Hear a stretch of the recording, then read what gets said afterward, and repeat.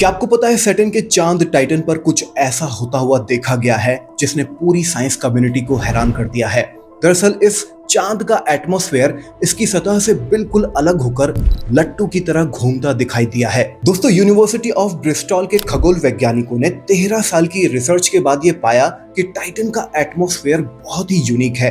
दरअसल आम ग्रहों और चंद्रमाओं का जो एटमॉस्फेयर होता है वो उनकी सतह से जुड़ा हुआ होता है। मिसाल के तौर पर हमारी पृथ्वी का जो एटमॉस्फेयर है वो इसकी सतह से अटैच्ड है, लेकिन टाइटन के केस में इसका जो एटमॉस्फेयर है वो इसकी सतह से डिटैच्ड है और एक लट्टू की तरह वुबल करता है। सबसे इंटरेस्टिंग बात यह है कि टाइटन के सीजन्स की जो वुबलिंग है ये हर सीजन के साथ बदलती रहती है और पृथ्वी के 30 सालों के बराबर इसका हर एक सीजन होता है। अब यहाँ पर एक रियल मिस्ट्री आती है। दरअसल ये जो एटमॉस्फेयर है ये स्पेस में एक फिक्स्ड पॉइंट की तरफ पॉइंट करता है। ये ना तो सूर्य को फॉलो करता है और ना ही सैटर्न को फॉलो करता है।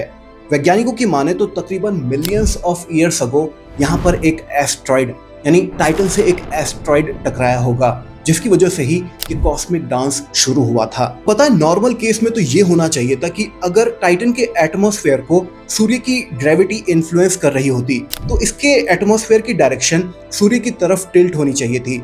Same with the case of Saturn, लेकिन इसके एटमॉस्फेयर की जो डायरेक्शन है वो एक अलग ही दिशा में पॉइंट करती है। वो ना तो सूर्य की तरफ है और ना ही सैटर्न की तरफ है। ये जो डिस्कवरी है ना ये सिर्फ इंटरेस्टिंग नहीं है बल्कि जरूरी भी है, क्योंकि 2034 में नासा का ड्रैगन फ्लाई मिशन टाइटन पर जाने वाला है और अगर हम इसके एटमॉस्फेयर को ढंग से नहीं समझ पाए तो इस मिशन में गड़बड़ी पैदा हो सकती है।